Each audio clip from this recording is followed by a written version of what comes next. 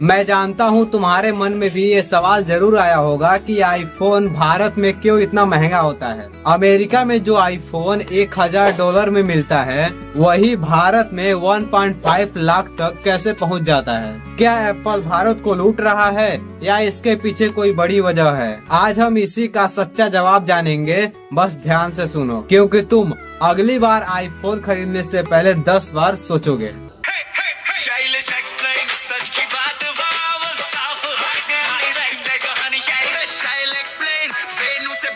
सच को पहचान लो, इंडिया की रियल चेंज। शाइल एक्सप्लेन, शाइल एक्सप्लेन, शाइल एक्सप्लेन, देश को समझा दे। शाइल एक्सप्लेन सच। एप्पल की प्राइस। सबसे पहले ये समझो कि एप्पल की प्राइस अलग होती है। एप्पल खुद को सिर्फ एक फोन कंपनी नहीं मानता, वो खुद को एक प्रीमियम लाइफ स्टाइल ब्रांड समझता है। इसलिए आईफोन की कीमत में मैन्युफैक्चरिंग कॉस्ट नहीं होती, ब्रांड वैल्यू, रिसर्च और डेवलपमेंट, सॉफ्टवेयर एक्सपीरियंस और एक्चुअलिटी, यानी वो फीलिंग कि मैं कुछ अलग हूँ। लेकिन ये सब तो हर देश में होता है, लेकिन भारत में ही महंगा क्यों? टैक्स का खेल। भारत में जो सबसे बड़ा फैक्टर है वो है टैक्स का खेल। आईफोन भारत में बनता नहीं है या फिर बहुत सीमित यात्रा में बनता है। ज्यादातर आईफोन स्मार्ट होते हैं। अब जब कोई प्रोडक्ट विदेश से इम्पोर्ट होता है तो सरकार उस पर कस्टम ड्यूटी लगाती है। आईफोन पर जो टोटल टैक्स लगता है वो कुछ इस तरह है। Basic custom duty 20%, GST good service tax 18%, social welfare surcharge 2 से 3% और कभी कभी अन्य चार्ज। अब सोचो, अगर आईफोन $1000 का है तो इंपोर्ट होते होते $1200 का बन जाती है, फिर जीएसटी लगते ही और बढ़ जाती है। और यही वजह है कि जो आईफोन अमेरिका में 80,000 रूपए का है वही भारत में 1,20,000 रूपए चल रहा है। मेड इन इंडिया नहीं है पूरी तरह। तुम सोचोगे कि अब तो आईफोन भारत में बन रहे हैं। हाँ, एप्पल ने भारत में कुछ मॉडल्स असेंबल करना शुरू किया है, जैसे आईफोन SE, आईफोन 12 और कुछ नेवर मॉडल्स भी। लेकिन ध्यान दो, ये सिर्फ असेंबल हो रहे हैं, मैन्युफैक्चर नहीं। यानी जो मेजर पार्ट्स हैं, चिप, कैमरा, स्क्रीन, वो सब विदेश से आ रहे हैं। इसलिए एप्पल को फिर भी इम्पोर्ट ड्यूटी देनी पड़ती है। और जब तक पूरी तरह से मेड इन इंडिया नहीं होगा तब तक ये महंगे ही रहेंगे। भारत में आईफोन सिर्फ फोन नहीं है, ये एक स्टेटस असेंबली है। लोग आईफोन इसलिए नहीं लेते USB-C है या नहीं, बल्कि इसलिए लेते हैं ताकि इंस्टाग्राम बायो में शॉर्ट ऑन आईफोन लिखा जा सके। एप्पल को पता है कि भारत में लोग सिर्फ दिखावे के लिए खर्च करते हैं, इसलिए वो प्राइस नीचे नहीं लाता, क्योंकि अगर प्राइस कम हुआ तो लग्जरी वाली फीलिंग चली जाएगी। तुमने देखा है मर्सिडीज अपनी गाड़ी का कीमत आधा कर दे, नहीं ना? सेम लॉजिक, भारत में कंपटीशन बहुत है। सम प्लस जैसे कंपनी कम दाम में बेहतरीन फोन देती हैं, लेकिन एप्पल उन सब से अलग गेम खेलता है। दूसरी बात, डॉलर और रुपए का फर्क। $1 83 रुपए लगभग। तो जो चीज अमेरिका में $1000 की है वो भारत में बेस प्राइस ही 83,000 हो जाती है। अब उस पर टैक्स जोड़ दो, बूम। एप्पल का प्रॉफिट मार्जिन। एप्पल हर प्रोडक्ट का अच्छा प्रॉफिट लेता है, लेकिन भारत में कुछ एक्स्ट्रा लेता है, क्योंकि यहाँ उसका मार्केट शेयर कम है। उसे ज्यादा फोन्स नहीं बेचने, बस जो बेचे उनसे प्रॉफिट मैक्सिमाइज करना है। मतलब कम क्वालिटी, ज्यादा मार्जिन। कौन कौन से आईफोन भारत में ज्यादा महंगे पड़े? आईफोन 13 लॉन्च हुआ था अमेरिका में $799, भारत में लॉन्च प्राइस $79,900 रूपए। आईफोन 14 प्रो मैक्स $1,099, भारत में $1,39,900 रूपए से शुरू। और आईफोन 15 प्रो मैक्स तो पूरी लग्जरी ब्रांड बन चुका है। यूएस में $1,199, भारत में $1,59,900 रूपए। क्या फर्क दिख रहा है? 40-50 पूरा टैक्स और इंपोर्ट की भेंट चढ़ जाते हैं। क्या कोई सोल्यूशन है? तो क्या आईफोन कभी सस्ता होगा भारत में? अगर एप्पल भारत में फुल स्केल मैन्युफैक्चरिंग शुरू करे, अगर सरकार कस्टम ड्यूटी में छूट दे और अगर डॉलर रुपया गैप थोड़ा घटे, लेकिन फिलहाल ऐसा इमीडिएट कुछ नहीं दिखता। एप्पल धीरे धीरे भारत में निवेश बढ़ा रहा है। फॉक्सकॉन और टाटा जैसे कंपनी के साथ प्लान बना रहा है। शायद 3-4 साल में फर्क दिखे। तुम्हें क्या करना चाहिए? तो भाई अगर तुम्हें आईफोन लेना है तो ये समझ लो, अमेरिका से कोई जानने वाला ला सकता है तो काफी सस्ता पड़ेगा। एप्पल स्टोर से खरीदो या EMI पर सोच समझकर। और अगर स्टेटस असेंबली चाहिए तो एंड्रॉइड में भी कोई फ्लैगशिप ऑप्शन है, जैसे सैमसंग S24 अल्ट्रा। तो अब जवाब मिल गया ना, आईफोन भारत में महंगा है क्योंकि टैक्स, इंपोर्ट ड्यूटी और एप्पल की ब्रांडिंग स्ट्रेटजी सब एक साथ मिलकर दाम बढ़ा देते हैं। जरा सोचिए, एक छोटे से गांव का बच्चा जिसके स्कूल में न कोई अच्छे शिक्षक हैं न किताबें, लेकिन वही बच्चा अपने मोबाइल या टैबलेट से ऐसा AI टीचर पा रहा है जो उसे उसकी जरूरत के हिसाब से पढ़ा रहा है, हर सवाल का जवाब दे रहा है और उसकी प्रगति पर नजर रख रहा है। क्या यह सपना है या हकीकत? आज के इस वीडियो में हम बात करेंगे AI और माइनक्राफ्ट के बारे में, जो भारत की ग्रामीण शिक्षा को बदलने वाला है।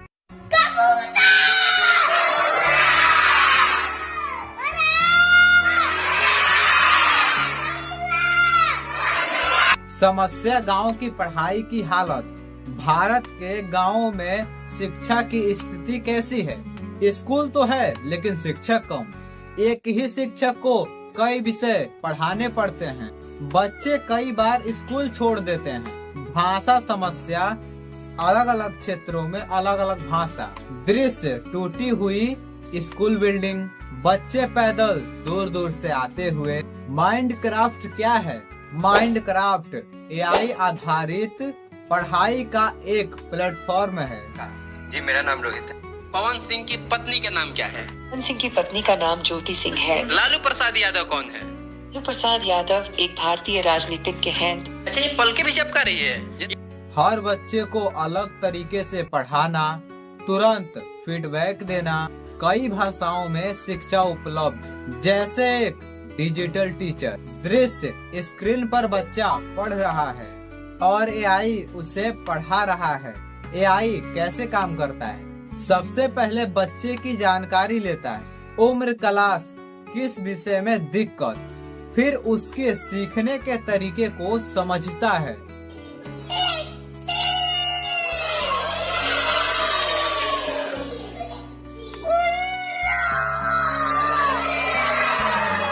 उसी हिसाब से पाठ्यक्रम, सिलेबस तैयार करता है। रोजाना टेस्ट और प्रैक्टिस करवाता है। माता पिता और शिक्षक को रिपोर्ट भेजता है। दृश्य, एक सरल चार्ट, बच्चा AI पढ़ाई प्रगति। गांव के बच्चों को फायदा कैसे होगा? अच्छे टीचर न मिलने की समस्या कम होगी। विराट कोहली एक भारतीय क्रिकेटर हैं। विराट कोहली की पत्नी क्या नाम है? विराट कोहली की पत्नी का नाम अनुष्का शर्मा है। भाषा की रुकावट दूर होगी। हर बच्चे को मिलेगा एक निजी डिजिटल गुरु। उदाहरण, अगर किसी को गणित में दिक्कत है, N उसे और एडवांस पढ़ाई देगा। दृश्य, गांव के बच्चे टैबलेट पर मुस्कुराते हुए पढ़ रहे हैं। पुराने सिस्टम और AI में फर्क। पुराने स्कूल शिक्षक अक्सर कम, AI वाला स्कूल हर समय उपलब्ध। पुराने स्कूल पढ़ाई का तरीका सबको एक जैसा। AI वाला स्कूल हर बच्चे के हिसाब से। पुराने स्कूल भाषा सीमित, AI वाला स्कूल हर भाषा में। पुराने स्कूल रिपोर्ट मैनुअल, AI वाला स्कूल तुरंत मोबाइल पर। पुराने स्कूल विस्तार सीमित, AI वाला स्कूल लाखों बच्चों तक। चुनौतियां और खतरे। क्या AI इंसान शिक्षक की जगह लेगा? बच्चों का डेटा सुरक्षित रहेगा? गांव में बिजली और इंटरनेट की कमी। क्या मशीन बच्चे को इंसान की तरह मोटिवेट कर पाएगी? भविष्य की संभावनाएं। हाइब्रिड माइंड, AI प्लस इंसान, शिक्षक मिलकर पढ़ाएं। सरकार की डिजिटल इंडिया जैसे योजनाओं में मदद। सस्ते डिवाइस और ऑफलाइन मोड। आने वाले 10 सालों में गांव-गांव में स्मार्ट क्लास, दृश्य भविष्य गांव का स्कूल, एआई स्क्रीन प्लस शिक्षक साथ में। निष्कर्ष, एआई कोई जादू नहीं है, बस एक साधन है। अगर इसे सही तरीके से अपनाया जाए तो भारत का कोई भी बच्चा, चाहे वो दिल्ली में हो या बिहार के गांव में, बराबरी की शिक्षा पा सकता है। तो सवाल ये है, क्या हम इस नए जमाने के पढ़ाई के लिए तैयार? क्या आप कभी काम करने बैठते हैं और अचानक फोन उठा लेते हैं या सोचते हैं कल से करूंगा और वो कल कभी आता ही नहीं? अगर हाँ, तो ये वीडियो आपके लिए, क्योंकि आज मैं बताऊंगा कि क्यों हम काम टालते हैं और इसके पीछे छुटकारा कैसे पाएं। टालम टोल क्यों करते हैं? डर, फियर। हम फेल होने के डर से काम को टाल देते हैं। लगता है कि अगर हमने इसे शुरुआत किया तो शायद सही ना हो पाए।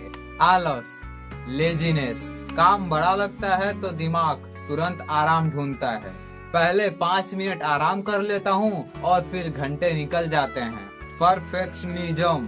हम सोचते हैं कि सब कुछ परफेक्ट होना चाहिए, नतीजा शुरुआत ही नहीं करते। टालम टोल का असर, प्रोडक्टिव कम हो जाती है, आत्मविश्वास गिरता है, स्ट्रेस और गिल्ट बढ़ते हैं, रिश्तों और कैरियर पर सीधा असर पड़ता है। यानी टालम टोल सिर्फ समय ही नहीं खाता, यह हमारी पूरी लाइफ को नुकसान पहुंचाता है। इससे बचने के आसान उपाय: 2 मिनट का नियम, 2 मिनट रूल। अगर कोई काम 2 मिनट में हो सकता है तो अभी करो। पोमोडोर टेक्निक, 25 मिनट काम, 5 मिनट ब्रेक। इससे दिमाग फ्रेश और फोकस्ड रहता है। काम को छोटे हिस्सों में बांट दो। पूरे प्रोजेक्ट के बारे में सोचने से डर लगता है, छोटे छोटे टुकड़ों में बांटकर शुरू करो। हेडलाइन सेट करो, बिना हेडलाइन काम कभी पूरा नहीं होता। खुद के लिए समय सीमा तय करो, डिस्ट्रैक्शन हटाओ। पढ़ाई या काम करते समय फोन दूर रखो, नोटिफिकेशन ऑफ कर दो। दोस्तों, टालम टोल हर किसी के साथ होता है, लेकिन फर्क सिर्फ इतना है कि सफल लोग इसे कंट्रोल करना सीख जाते हैं। अगर आप भी इस छोटे छोटे स्टेप को अपनाते हो तो आपकी लाइफ बदल सकती है। आपने अक्सर सुना होगा कि भारत की जनसंख्या ज्यादा है इसलिए गरीबी है, या फिर कहा जाता है कि एक खास धर्म के लोग ज्यादा बच्चे पैदा करते हैं। कभी कभी सरकारें खुद कहती हैं कि हम इतने लोग हैं इसलिए देश आगे नहीं बढ़ पा रहा। लेकिन क्या आपने सोचा है कि ये बातें कितनी सही है? क्या वाकई हमारी जनसंख्या इतनी बड़ी संख्या है? और अगर है तो इसका असली जिम्मेदार कौन है? आम लोग, सरकारें या कुछ और? आज हम इस पूरे मसले को फैक्ट, डेटा और थोड़ी लॉजिक से समझेंगे। कितनी बड़ी है भारत की जनसंख्या? भारत की आबादी 1.44 अरब 144 करोड़ है, यानी दुनिया की सबसे बड़ी जनसंख्या अब भारत में है। 2023 में हमने चीन को पीछे छोड़ दिया। लेकिन सवाल ये है कि क्या ये सच में प्रॉब्लम है? अब तुम सोचोगे कि इतने लोग हैं तो बेरोजगारी होगी, ट्रैफिक होगा, स्कूल और हॉस्पिटल पर बोझ होगा। लेकिन सिर्फ जनसंख्या बड़ी होने से कोई देश गरीब नहीं होता। एक्सप्लेन देखो, चीन की आबादी भारत जितनी है, लेकिन वहाँ कैपिटा इनकम भारत से ज्यादा है। जापान या जर्मनी जैसे देश जो संख्या में कम है वो अमीर है, तो सिर्फ ज्यादा लोग होना ही गरीबी या समस्या का जड़ नहीं है। जनसंख्या कैसे बढ़ती? अब सवाल आता है, जनसंख्या बढ़ती कैसे? ये 2 बातों पर निर्भर करती है। फर्टिलिटी रेट, यानी एक महिला औसतन कितने बच्चे पैदा करती है। डेथ रेट, यानी मरने वालों की दर कितनी है। भारत में फर्टिलिटी रेट 1950 में था 5.9, आज ये घटकर 2.0 हो चुका है, यानी हर महिला अब औसतन 2 बच्चे पैदा कर रही है। रिप्लेसमेंट लेवल 2.1 होता है, यानी जनसंख्या को स्थिर बनाने के लिए जो जरूरी है। तो असल में भारत में जनसंख्या बढ़ने की रफ्तार धीमी हो रही है और ये कुछ सालों में स्टेबल या डिसेबल भी हो सकती है। धर्म के नाम पर भ्रांतियां। अब आते हैं विवादास्पद बात, क्या एक धर्म के लोग ज्यादा बच्चे पैदा करते हैं? बहुत लोग कहेंगे कि मुस्लिम समुदाय में ज्यादा बच्चे पैदा होते हैं और वो जनसंख्या बढ़ने के जिम्मेदार भी हैं। अब पहले ये देखो, इसका मतलब क्या है। 1992 में एक हिंदू महिला औसतन 3.3 बच्चे पैदा करती थी, एक मुस्लिम महिला औसतन 4.4 बच्चे पैदा करती थी। 1920 में हिंदू महिलाओं की TFR घटकर 1.9 हो गई। मुस्लिम महिलाओं की TFR घटकर 2.3 हो गई। दोनों धर्मों के बच्चों की संख्या में बहुत कमी आई। 2020 में दोनों समुदायों की TFR 2.1 या फिर उससे कम है, जिसे रिप्लेसमेंट लेवल कहते हैं, यानी जनसंख्या स्थिर हो जाती है। जैसे आप 10th पास करते थे तो आपसे पूछा जाता था 11th में जाएंगे इंटर में तो आप साइंस से पढ़ेंगे कि कॉमर्स से कि आर्ट्स से। अब वो सिस्टम खत्म कर दिया जाएगा। अब क्या किया गया है, स्ट्रीम हटाकर मल्टीपल सब्जेक्ट, जैसे मान लिया कि कोई लड़का गया, उसने 9th पास किया 10th में या 10th पास करके इंटर में गया, तो उसको क्या करना है, सब्जेक्ट लेना है। अब मान लीजिए उसका मैथ अच्छा है तो मैथ ले लिया, साथ ही उसकी दिलचस्पी बायोलॉजी में है तो बायोलॉजी ले लेगा, और इसके अलावा उसको भूगोल पढ़ने में बहुत शौक है तो ज्योग्राफी भी ले लिया। अब कोई मतलब नहीं, कोई लड़का आया तो बायोलॉजी ले लिया। ये दिखाता है कि समाज में शिक्षा और जागरूकता बढ़ी है और परिवार छोटे हो रहे हैं। मतलब 30 साल में मुस्लिम समुदाय में भी जन्म दर में तेजी गिरावट आई। नेशनल फैमिली हेल्थ सर्वे के अनुसार अब हमारे समुदाय में फर्टिलिटी रेट कम हो रही है। तो अगर कोई कहता है कि सिर्फ एक धर्म की वजह से जनसंख्या बढ़ रही है तो वो या डेटा नहीं जानता या जानबूझकर गुमराह कर रहा है। असली जिम्मेदार कौन है? अब असली सवाल, जिम्मेदार कौन? जिन राज्यों में शिक्षा का स्तर कम है वहाँ फर्टिलिटी रेट ज्यादा है, जैसे बिहार, उत्तर प्रदेश में TFR 2.4 के आसपास है। महिलाओं को इम्पावरमेंट नहीं। जब महिलाएं स्कूल जाती हैं, नौकरी करती हैं, तब वे कम बच्चे चाहती हैं, लेकिन जब महिलाएं डिस्कशन मार्केटिंग में नहीं होती तब बच्चे ज्यादा होते हैं। गरीबी और हेल्थ केयर की कमी। गरीब परिवारों में इन्फेंट मोर्टेलिटी ज्यादा होती है, इसलिए लोग ज्यादा बच्चे पैदा करते हैं। सुरक्षा के तौर पर सरकार की असफल नीतियां। पिछले 70 सालों में जनसंख्या नीति को लेकर कंसिस्टेंसी नहीं रही। 1970 में जबरदस्ती नसबंदी की गई, जिससे लोग डरे। बाद में सरकारों ने फैमिली प्लानिंग को लेकर सीरियसनेस ही नहीं दिखाई। अब बात करते हैं क्या किया जा सकता है। एजुकेशन को इम्प्रूव करना, खासकर गर्ल एजुकेशन। हेल्थ केयर तक पहुंच बढ़ाना ताकि इन्फेंट मोर्टेलिटी घटे। अवेयरनेस और वॉलंटरी फैमिली प्लानिंग प्रोग्राम्स चलाना, जबरदस्ती नहीं। वुमेन इम्प्रूवमेंट को प्रमोट करना। जब महिलाएं चॉइस ले पाती हैं, वो समाज अपने आप बैलेंस होता है। चाइना ने 1 चाइल्ड पॉलिसी लगाई थी और आज वहाँ बुजुर्गों की जनसंख्या ज्यादा है और यूथ कम है, तो जनसंख्या को कंट्रोल करने में समस्याएं आ सकती। कॉन्सोलेशन, सोच बदलो। तो अगली बार तुमसे कोई कहे कि भारत की बर्बादी का कारण हमारी जनसंख्या है, तो उसे ये वीडियो दिखा देना। हमारे पास युवा जनसंख्या है जिसे सही से गाइड किया जाए तो यही लोग भारत के सुपर पावर बन सकते हैं। असल समस्या जनसंख्या नहीं बल्कि गवर्नेंस, एजुकेशन और अवेयरनेस की कमी है। और हाँ, किसी भी धर्म को ब्लेम करना न सिर्फ एक गलती है बल्कि समाज में जहर फैलाने जैसा है। तुम क्या समझते हो? क्या भारत का सबसे बड़ी ताकत हमारी जनसंख्या है या फिर कमजोरी? नमस्कार दोस्तों, आज हम बात करेंगे उस परेशानी की जिससे लगभग हर मिडिल क्लास परिवार जूझ रहा है। EMI और लोन का दबाव। घर हो, गाड़ी हो या बच्चे की पढ़ाई, सब कुछ आजकल के लोन पर ही चलता है और धीरे धीरे मिडिल क्लास इस जाल में फंसता जा रहा है। मिडिल क्लास की हकीकत। आजकल फ्लैट लेने के लिए करोड़ों रुपए लगते हैं। ज्यादातर लोग इतने पैसे एक साथ नहीं दे सकते, तो बैंक से होम लोन लेते हैं। 20-25 साल तक महीने EMI भरना पड़ता है। इसी तरह कार, बाइक, मोबाइल। भारत में लोग अपनी तनख्वाह का 1/3 EMI में खर्च कर देते हैं। बचत करने का मौका ही नहीं बचता। यहाँ तक कि फर्नीचर भी EMI से खरीदा जाता है। बाहर से देखो तो लगता है कि लोग बहुत अच्छी लाइफ जी रहे हैं, लेकिन असल में सब लोन पर चल रहा है। क्यों बढ़ा है दबाव? सबसे बड़ी वजह है महंगाई। घरों और जमीन की कीमतें पिछले 10 साल में कई गुना बढ़ गई, लेकिन मिडिल क्लास की सैलरी उतनी तेजी से नहीं बढ़ी। नौकरी पेशा लोग 33% से ज्यादा इनकम EMI पर दे रहे हैं। हमारी जिंदगी कर्ज में ही चल रही है। कंपनियां ज्यादा काम लेती हैं लेकिन तनख्वाह उतनी नहीं बढ़ाती। दूसरा कारण है सोशल प्रेशर।